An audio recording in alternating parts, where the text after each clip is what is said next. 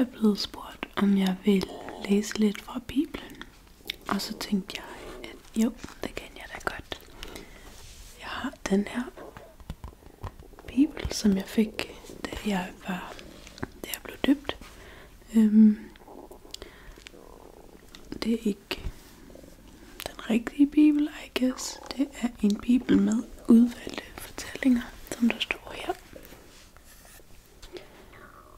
Men den kan jeg da godt læse lidt fra. Og min mave, den rumler lidt. Så det skal I ikke lige tage jer af. Okay. Og jeg vil bare læse fra starten. Det gamle testamente. Begyndelsen.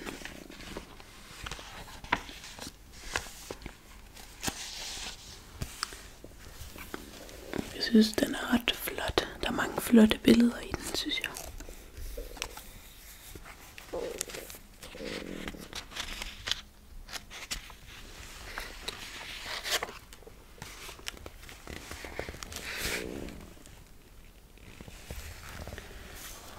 Så jeg vil læse fra begyndelsen.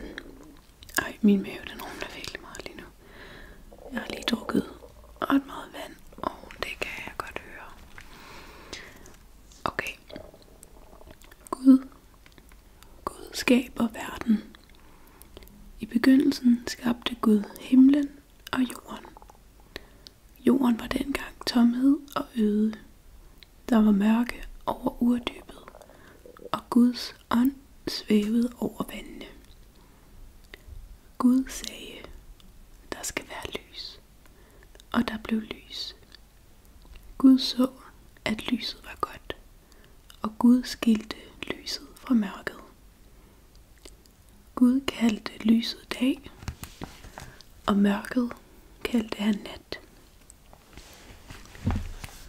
Så blev det aften, og det blev morgen, første dag.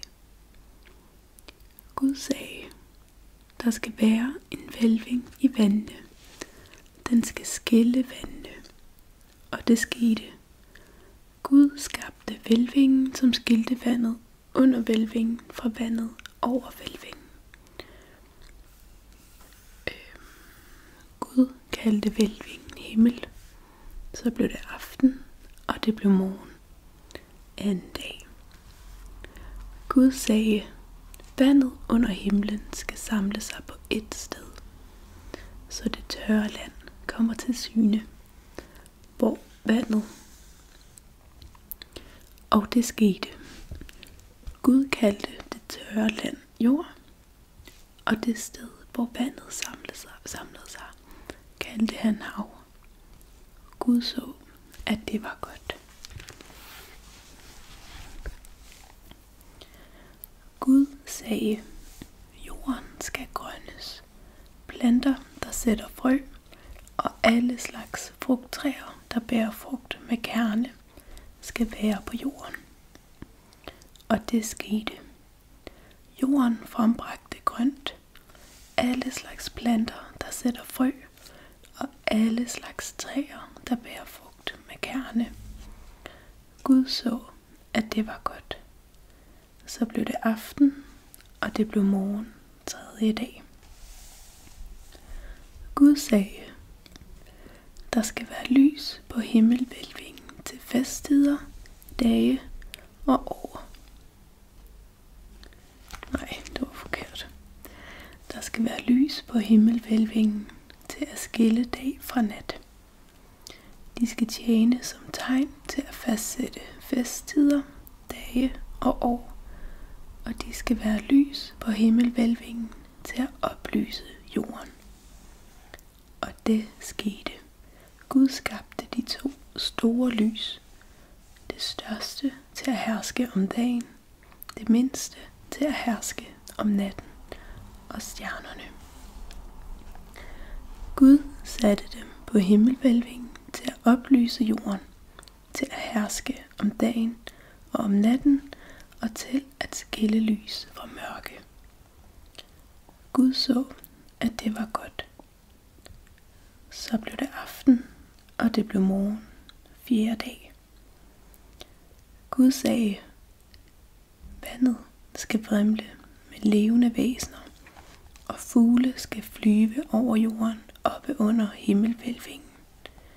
Og det skete.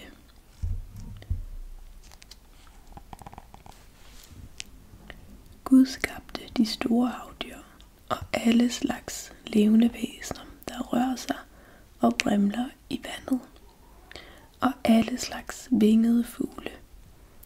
Gud så, at det var godt, og Gud velsignede dem og sagde: bliv frugtbare og talrige, og opfyld vandet i havene, og fuglene skal blive talrige på jorden.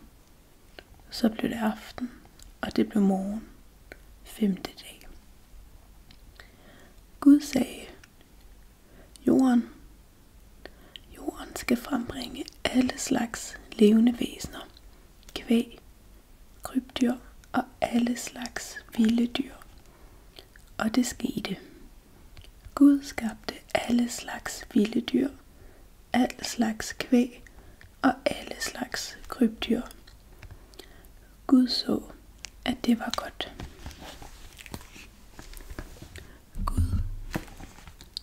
Gud skaber mennesket.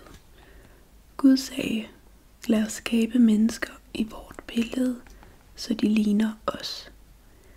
De skal herske over havets fisk, himlens fugle, kvæget, alle de vilde dyr og alle krybdyr, der kryber på jorden. Gud skabte mennesket i sit billede. I Guds billede skabte han det. Som mand og kvinde skabte han dem. Og Gud velsignede dem og sagde til dem: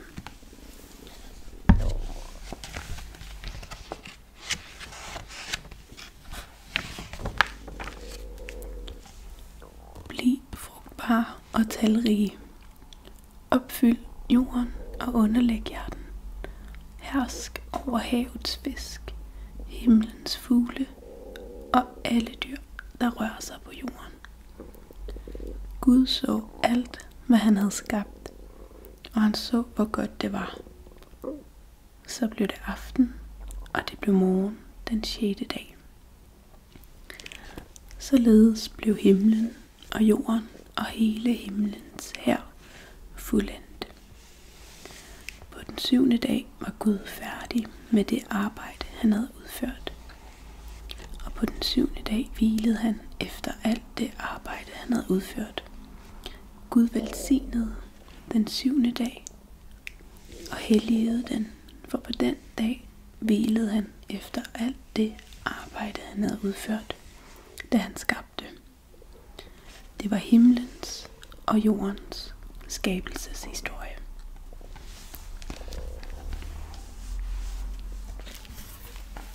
Så går vi videre til: menneskene er ulydige mod Gud.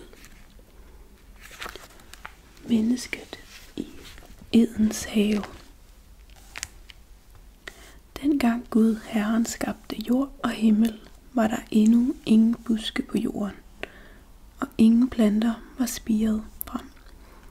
For Gud Herren havde ikke ladet det regne på jorden, og der var ingen mennesker til at dyrke agerjorden. Men en kilde brød frem af jorden og vandede hele agerjorden. Da formede Gud Herren mennesket af jord og blæste livsånde i hans næsebor, så mennesket blev et levende væsen. Gud Herren plantede en have i Eden ude mod øst, og der satte han det menneske, han havde formet. Gud Herren lod alle slags træer, der var dejlige at se på og gode at spise af, vokse frem af jorden. Også livets træ midt i haven, og træet til kundskab om godt og ondt. Gud Herren tog mennesket og satte ham i Edens have, for at han skulle dyrke og vogte den. Men Gud Herren gav mennesket den befaling: du må spise af alle træerne i haven, men træet til kundskab om godt og ondt må du ikke spise af. Gud Herren sagde: det er ikke godt, at mennesket er alene. Jeg vil skabe en hjælper, der svarer til ham. Så formede Gud Herren alle de vilde dyr og alle himlens fugle af jord. Og han førte dem til mennesket for at se, hvad han ville kalde dem. Og det mennesket kaldte de levende væsener, blev deres navn. Sådan gav mennesket alt kvæget, himlens fugle og alle de vilde dyr navn. Men han fandt ikke en hjælper, der svarede til ham. Da lod Gud Herren en tung søvn falde over Adam, og mens han sov, tog han et af hans ribben.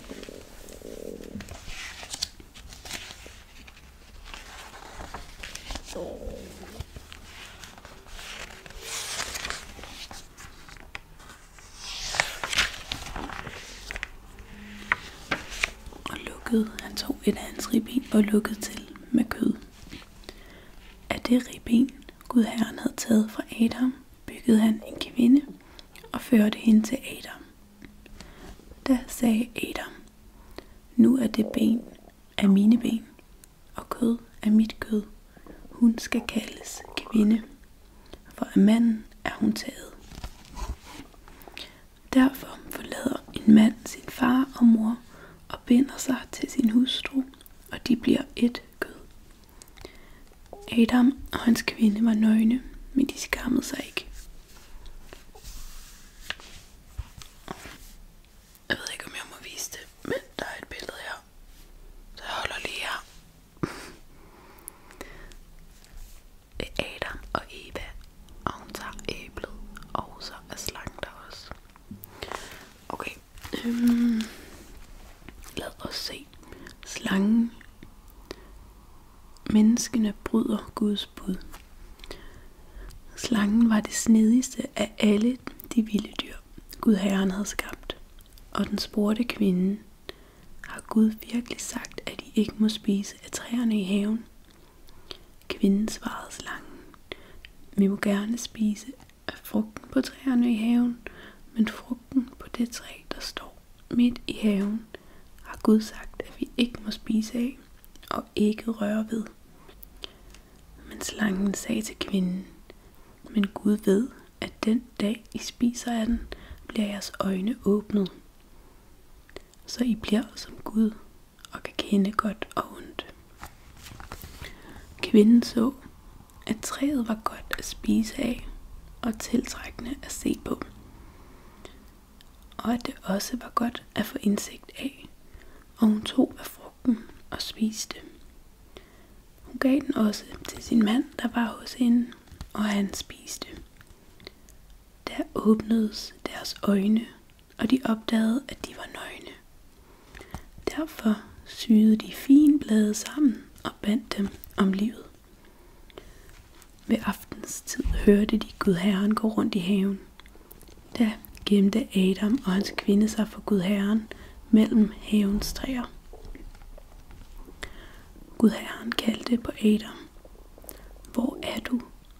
Og han svarede, jeg hørte dig i haven og blev bange, fordi jeg er nøgen, og så gemte jeg mig. Han spurgte, hvem har fortalt dig, at du er nøgen? Har du spist af det træ, jeg forbød dig at spise af? Adam svarede, kvinden du satte hos mig, gav mig af træet, og så spiste jeg. Gud Herren spurgte så kvinden, hvad er det du har gjort? Hun svarede, slangen forledte mig til at spise.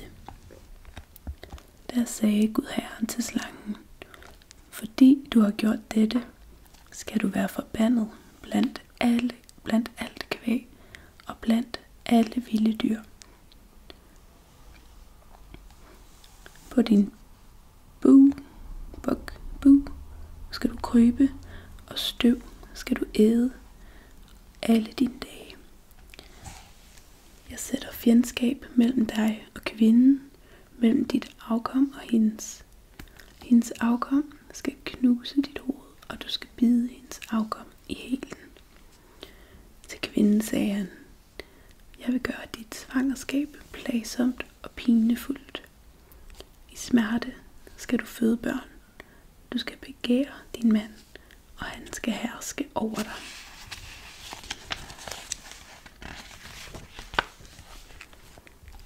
Til Adam sagde han: fordi du lyttede til din kvinde og spiste af det træ, jeg forbød dig at spise af, skal agerjorden være forbandet for din skyld. Med møje skal du skaffe dig føden alle dine dage. Tjørn og tidsel skal jorden lade spire frem til dig, og du skal leve af markens planter. I dit ansigts sved skal du spise dit brød, indtil du vender tilbage til jorden. For af den er du taget. Ja, jord er du, og til jord skal du blive. Adam gav sin kvinde navnet Eva, for hun blev mor til alle mennesker. Gud Herren havde lavet skintøj til Adam og hans kvinde og gav dem det på. Så er vi nået til: Gud jager menneskene ud af Edens have. Og Gud Herren sagde: nu er mennesket blevet som en af os, og kan kende godt og ondt. Bare det nu ikke rækker hånden ud og også tager af livets træ og spiser og lever evigt. Så sendte Gud Herren dem ud af Edens have til at dyrke agerjorden, som de var taget af. Han jog mennesket ud, og øst for Edens have anbragte han keruberne og det lynende flammesværd til at vogte vejen til livets træ. Og så det næste er om Kain og Abel. Adam og Eva fik 2 sønner. Først Kain, som blev agerbruger. Dernæst Abel, som blev fåreavler. En gang bragte Kain en offergave af jordens afgrøde til Herren. Også Abel bragte en offergave, fedtstykkerne af sit småkvægs førstefødte. Herren tog imod Abels offergave, men Kains offergave tog han ikke imod. Abels offergave. Så blev Kain meget vred og gik med sænket hoved. Herren sagde til Kain: hvorfor er du vred, og hvorfor går du med sænket hoved? Hvis du gør det gode, kan du se frit op, men hvis du ikke gør det gode, lurer synden ved døren. Den vil begære dig, men du skal herske over den. Siden talte Kain til sin bror Abel, og da de en dag var ude i det fri, overfaldt Kain sin bror Abel. Da spurgte Herren Kain: hvor er din bror Abel? Kain svarede: det ved jeg ikke. Skal jeg vogte min bror? Herren sagde: hvad er det du har gjort? Din brors blod råber til mig fra jorden. Nu skal du være bandlyst fra den jord, som har spærret sit gab op og drukket din brors blod, som du udgød. Når du dyrker jorden, skal den ikke mere give dig sin grøde. Fredløs og flygtning skal du være på jorden. Kain sagde til Herren: min straf er for stor at bære. Nu jager du mig bort fra agerjorden, og jeg må skjule mig for dig og være fredløs og flygtning på jorden. Så forlod Kain Herren og slog sig ned i landet nordøst for Eden. Okay. Og den næste handler om Noas ark. Dette er Noas slægtshistorie. Noah var en retfærdig mand, udadelig blandt sine samtidige, og han vandrede med Gud. Noah fik 3 sønner: Sem, Kam og Jafet.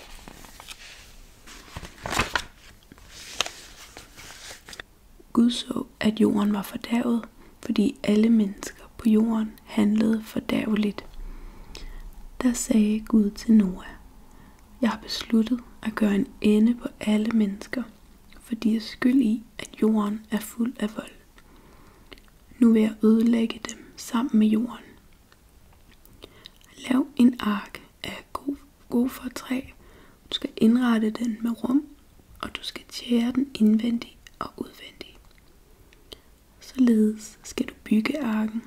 Den skal være 300 alen lang, 50 alen bred og 30 alen høj. Du skal lægge et tag på arken, og tagrygningen skal du hæve en alen. Du skal sætte en dør i arkens side, og du skal indrette den med et nederste, et mellemste og et øverste dæk. Jeg bringer nu vandfloden over jorden for at ødelægge alle under himlen, der har livsånde. Alle på jorden skal omkomme, men ved dig vil jeg oprette min pagt. Du skal gå ind i arken sammen med dine sønner, din kone og dine svigerdøtre. Af alle levende væsener skal du bringe et par ind i arken, for at de kan overleve sammen med dig. De skal være han og hun. Af alle slags fugle, alt slags kvæg og af alle slags krybdyr på jorden skal et par gå ind til dig for at overleve. Du skal tage noget af alt, der kan spises, og samle det hos dig. Det skal du og de have til føde. Noah gjorde ganske som Gud havde befalet ham. Og så kan vi lige se, at bogen den er gået lidt i stykker, men den er også gammel, for den er jo så 27 år gammel. Ja, men der er sådan et lille flot billede her af Noahs ark.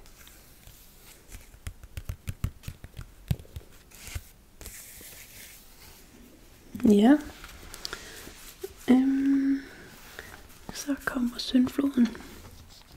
Herren sagde til Noah: Gå ind i arken med hele din familie, for dig har jeg fundet retfærdig i denne slægt. I det år Noah blev 600 år, på den 17. dag, i den anden måned, netop på den dag, brød kilderne fra det store urdyb igennem, og himlens vinduer blev åbnet, og regnen faldt over jorden i 40 dage og 40 nætter. Netop denne dag gik Noah og hans sønner, Sem, Kam og Jafet, hans kone og hans 3 svigerdøtre ind i arken. Både de og alle slags vilde dyr, alle slags kvæg, alle slags krybdyr, der kryber på jorden, og alle slags fugle.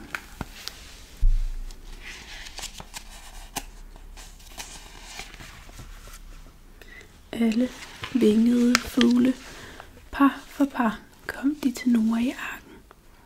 Alle, der havde livsånde. Af alle levende væsener kom de, han og hun, sådan som Gud havde befalet ham, og Herren lukkede efter ham. I 40 dage kom vandfloden over jorden. Vandet steg og løftede arken, så den hævede sig fra jorden. Vandet steg så højt over jorden, at arken flød på vandet. Højere og højere steg vandet over jorden, så alle de høje bjerge under himlen blev skjult. Vandet steg 15 alen over bjergene og skjulte dem. Alle levende væsener på jorden blev udslettet, både mennesker, kvæg, krybdyr og himlens fugle. De blev udslettet fra jorden, og kun Noah og de, der var med ham i arken, blev tilbage. Vandet steg over jorden i 150 dage. Men Gud glemte ikke Noah og alle de vilde dyr og alt kvæget, der var med ham i arken. Han lod en storm blæse hen over jorden, så vandet sank. Urdybets kilder og himlens vinduer blev lukket, og regnen fra himlen holdt op. Lidt efter lidt trak vandet sig tilbage fra jorden. Efter 150 dage begyndte vandet at falde. Den 17. dag i den 7. måned gik arken på grund på Ararats bjerge. Vandet blev ved med at falde indtil den 10. måned. Første dag i den 10. måned kom bjergtoppene til syne. Efter 40 dages forløb åbnede Noah den luge, han havde lavet i arken, og sendte en ravn ud. Den fløj frem og tilbage, indtil vandet var tørret bort fra jorden. Så sendte han en due ud for at se, om vandet var forsvundet fra jordens overflade. Men duen fandt ikke et sted, hvor den kunne sætte sig, så den vendte tilbage til ham i arken, fordi der var vand over hele jorden. Noah rakte hånden ud og tog den ind til sig i arken. Han ventede 7 dage til og sendte så duen ud af arken igen. Ved aftenstid kom den tilbage til ham med et frisk olivenblad i næbet, og så var Noah klar over, at vandet var forsvundet fra jorden. Han ventede 7 dage til og sendte så duen ud, og den vendte ikke tilbage til ham igen. I det år Noah blev 601 år, på den første dag i den første måned, var vandet tørret bort fra jorden. Og da han fjernede overdækningen på arken og kiggede ud, så han, at jorden var tør. Den 27. dag i den anden måned var jorden tør. Da sagde Gud til Noah: gå ud af arken sammen med din kone, dine sønner og svigerdøtre. Alle dyrene hos dig, alle levende væsener, fugle, kvæg og krybdyr, der kryber på jorden, skal du tage med dig ud, så de kan vrimle på jorden og blive frugtbare og talrige på jorden. Så gik Noah ud sammen med sine sønner, sin kone og sine svigerdøtre. Også alle de vilde dyr, alt kvæget, alle fuglene og alle krybdyrene, der kryber på jorden, gik ud af arken, art for art. Derpå byggede Noah et alter for Herren, og af alle de rene dyr og af alle de rene fugle bragte han brandofre på alteret. Da Herren indåndede den livlige duft, sagde han til sig selv: jeg vil aldrig mere forbande jorden på grund af menneskene, som kun vil det onde fra ungdommen af. Jeg vil aldrig mere udrydde alle levende, sådan som jeg nu har gjort. Så længe jorden står, skal såtid og høsttid, kulde og varme, sommer og vinter, dag og nat ikke ophøre. Og så er vi nået herned til Guds pagt med Noah.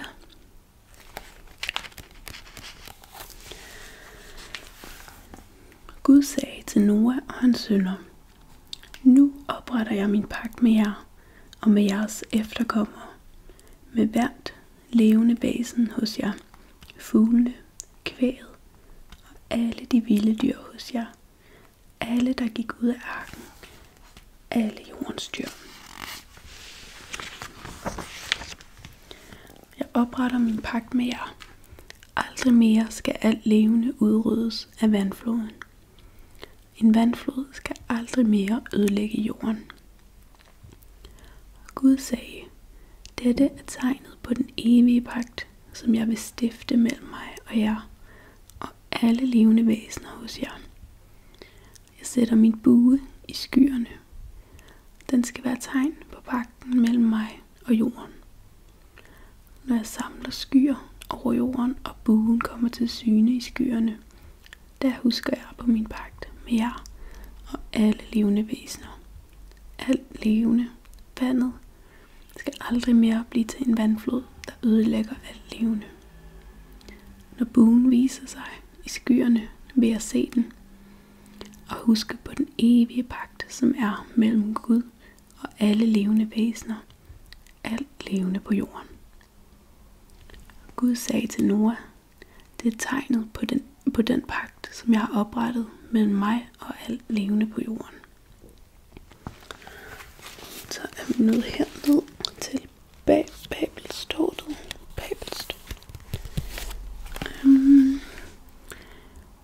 Hele jorden havde samme sprog og samme tungemål. Da de brød op mod øst, stødte de på en dal i landet Sinear, hvor de slog sig ned. De sagde til hinanden, kom, lad os stryge teglsten og brænde dem over. De brugte tegl som sten og asfalt som mørtel. Så sagde de, lad os bygge en by med et tårn, som når op til himlen, og skabe os et navn for, at vi ikke skal blive spredt ud over hele jorden. Herren steg ned for at se byen og tårnet, som menneskene byggede. Så sagde Herren, se, der er et folk med samme sprog. Når de begynder at handle sådan, vil intet af det, de planlægger, være umuligt for dem. Lad os stige derned og forvirre deres sprog, så de ikke forstår hinanden. Så spredte Herren dem derfra ud over hele jorden, så de måtte holde op med at bygge byen. Derfor hedder den Babel, for der forvirrede Herren sproget på hele jorden. Og derfra spredte Herren menneskene ud over hele jorden.